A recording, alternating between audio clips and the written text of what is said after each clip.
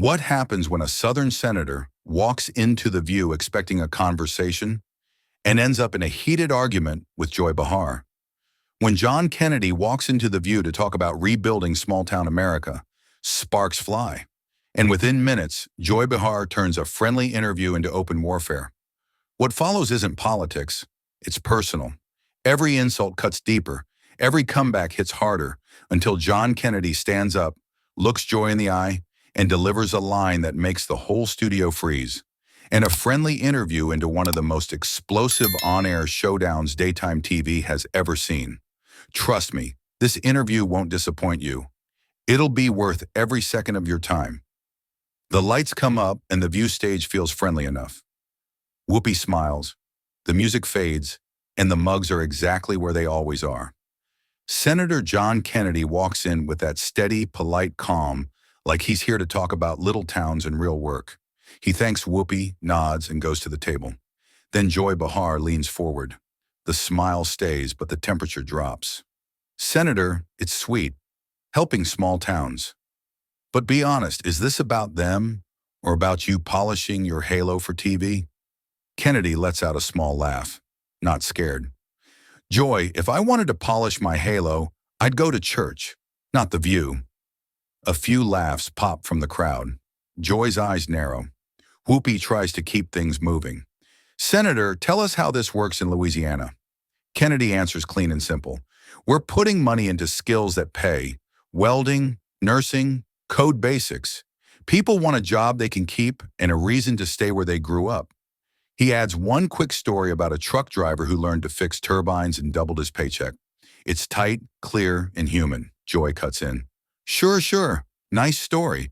But that's a dressed-up way of saying you're buying votes with promises. It lands like a slap. She doesn't blink. Kennedy pauses just long enough.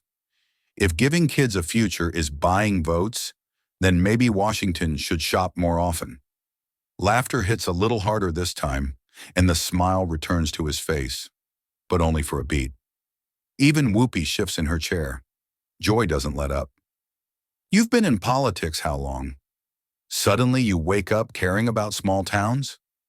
Sounds more like a rebrand than a rescue. No sarcasm now, just edge. Kennedy's tone tightens, still polite. I didn't wake up. I've been up. Folks back home don't need a slogan. They need skills, and they need them now. He keeps his voice level, almost too calm for the heat in the room. You want to call that PR, go ahead. I call it work, Joy tilts her head. Work or performance? You've got the one-liners, the drawl, the whole I'm just a country guy thing. That plays on TV, but where's the big idea? She taps her notes like a judge waiting for the answer she already hates. Kennedy leans forward a hair. The big idea is doing what works and doing it for people everyone else forgot. It isn't flashy. It pays the bills. He gives her a look that's friendly and firm at the same time. And if plain talk sounds like a performance, maybe the problem isn't the talk. For a moment, the table goes quiet. Kennedy breaks it himself. Look, I'm not here to win a clever contest. I'm here to say we're training people for jobs that exist, not jobs somebody dreamed up for a press release. Joy fires right back. And I'm here to say people are tired of being sold. Hope doesn't pay the rent. She is crisp, certain, and not backing off an inch. Kennedy nods once. True. Hope doesn't pay the rent. A paycheck does. That's why we're teaching the work that gets one. He glances toward Whoopi, then back to Joy. If you want to question me, fine. But don't pretend the folks I'm talking about are props. They're neighbors. Joy's smile returns, thinner.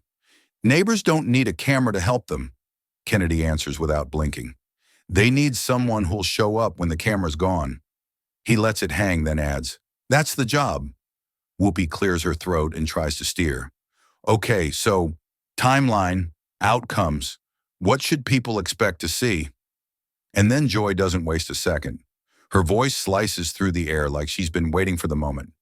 You've been in politics for decades, Senator. Why now? Why this sudden heart for the poor? Did the cameras finally make you care? Kennedy's smile tightens, but he doesn't blink. Maybe because I still believe decency isn't a trend.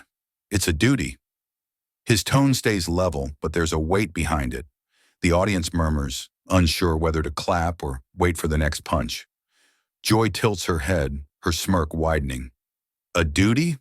Or a performance for folks who still think you're that folksy hero from those campaign ads? You're charming, Senator. I'll give you that. But charm doesn't fix poverty. Kennedy leans forward, elbows on the table, voice low but clear. You seem mighty invested in my performance for someone who never bought a ticket. The audience gasps, half in laughter, half in shock. It's the first time Kennedy swings back, and it lands hard. Even Whoopi looks up from her notes. Joy laughs, but it's short and brittle. Oh, I'm invested in truth, Senator. That's what we do here, Kennedy fires back without missing a beat. Then start telling some. The crowd erupts in laughter, louder this time, sharper. You can feel the energy shift, like the room just realized this isn't going to be polite anymore. Joy's smile falters, just for a split second. She straightens the stack of cue cards in front of her, like she's trying to reset the tone. But the moment's gone. The tension is thick now. One wrong word and it'll break wide open. She looks up, her eyes back on Kennedy, calm but dangerous. All right, Senator, she says quietly. If you want real questions, you'll get them. And Kennedy just nods once, steady. Good. I didn't come here for easy ones. Joy's tone sharpens now, her words cutting clean through the studio noise. You talk about hope, Senator, but let's be real. This little initiative of yours rolled out right when your approval ratings tanked. Coincidence? Kennedy turns toward her slowly, the corner of his mouth twitching in something between disbelief and amusement. Joy, where I come from, we call that timing, not scheming. She lets out a sharp laugh, shaking her head.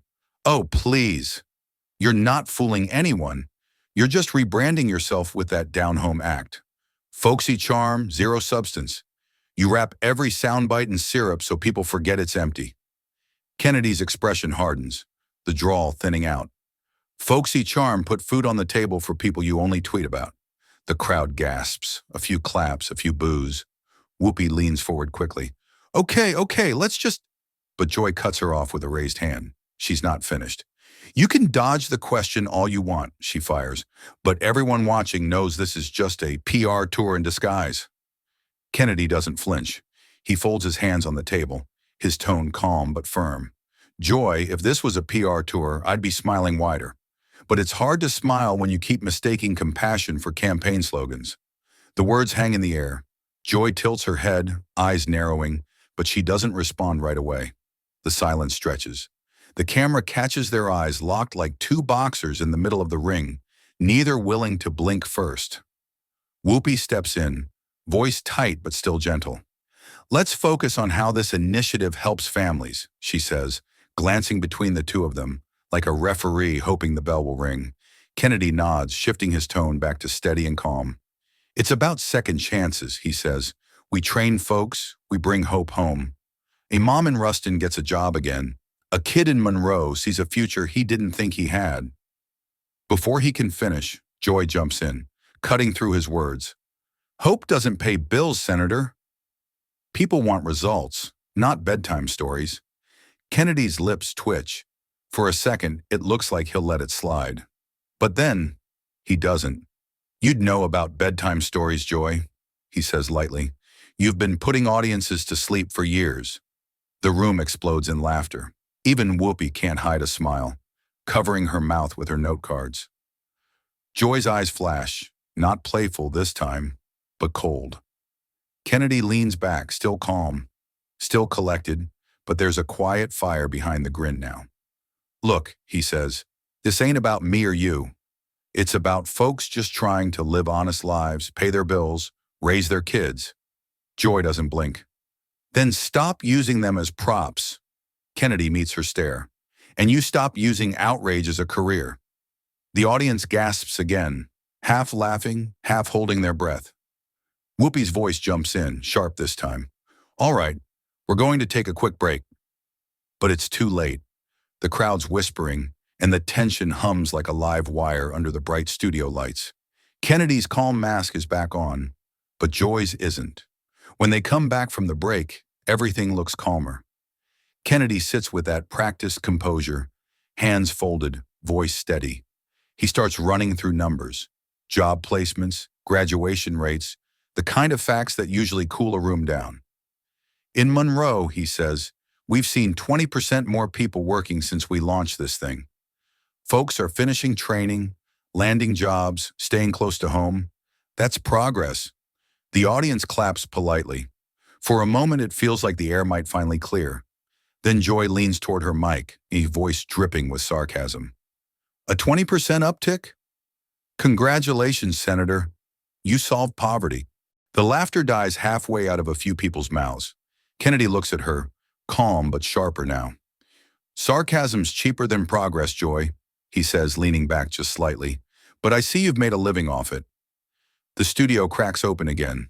Some laugh, some gasp, and Whoopi closes her eyes like she saw it coming. Joy straightens, trying to recover the upper hand. Maybe people are just tired of recycled promises, she snaps. Kennedy doesn't hesitate. And maybe they're tired of recycled cynicism. That lands hard. The audience cheers. Real, loud, spontaneous. Kennedy doesn't smile this time. He just watches Joy sit back, blinking faster than usual. Joy's smirk returns like she's been saving this one. Let's be honest, Senator. Your ideas are fossils, she says, pausing just long enough to twist the knife. And so are you. The audience gasps. Even for the view, that's blunt. Kennedy's eyes darken, the easy charm gone. Careful, Joy, he says evenly. Fossils built the foundation you're sitting on. Joy laughs, short and sharp. No, they just refuse to leave the stage. Kennedy leans forward, his voice low, controlled. Maybe because too many folks like you mistake noise for wisdom. The audience erupts. Loud applause, shouts, whistles. It's no longer a debate. It's a brawl dressed up as talk. Whoopi waves her hands, shouting over the chaos. All right, let's bring it down. But Joy slams her palm on the table. No! He thinks he can lecture me on wisdom? Kennedy doesn't flinch. No, ma'am, he says, his tone calm as stone. I'm lecturing you on manners. The studio explodes again. The crowd on its feet, laughter and cheers mixing like fire and gasoline. Then Kennedy's voice cuts through the noise, calm but edged with steel. I came here to talk about work that matters, he says, his gaze fixed on her. You came here to score points. You can mock my age, my accent, my faith, but you won't mock my purpose? It's not loud. It doesn't have to be. The crowd feels it. The applause rolls through the room like thunder. Joy's smile trembles. Just a flicker, but it's there. She looks around, suddenly aware that the crowd isn't with her anymore. Kennedy stays perfectly still, hands folded, face unreadable. Joy's voice shakes now, anger spilling through every word. You can't handle tough questions, Senator, she snaps, pointing across the table. Kennedy looks at her, calm but firm. No, I just don't mistake cruelty for journalism. The crowd lets out a soft murmur, half gasp, half approval. Kennedy rises slowly from his seat, adjusting his jacket like a man preparing for the end of something. The air goes still. Even the lights feel heavier. You wanted a headline, Joy? He says, his voice steady, clear enough for every person in the studio to hear. Here it is. Decency doesn't need permission. It needs a spine. For a heartbeat, no one moves. Then the crowd explodes. Cheers, applause, a roar that swallows the tension. Kennedy reaches up and removes his mic. The click echoes like a gunshot in the quiet that follows. He turns to Whoopi, his tone soft but deliberate. Thank you for the invitation, he says, not the ambush. Then he turns to Joy, his eyes locked on hers. You confuse arrogance with strength, he says, voice dropping just enough to make the words hit harder. That's why you shout so much. Silence scares you. He steps away from the table. No one says a word. No music, no outro. Kennedy walks off the stage with slow, even strides, each one landing heavier than the last. For a long second, all you can hear is the faint buzz of the lights and the breath of a stunned studio. Then suddenly the audience erupts again. Louder this time, standing, clapping, cheering.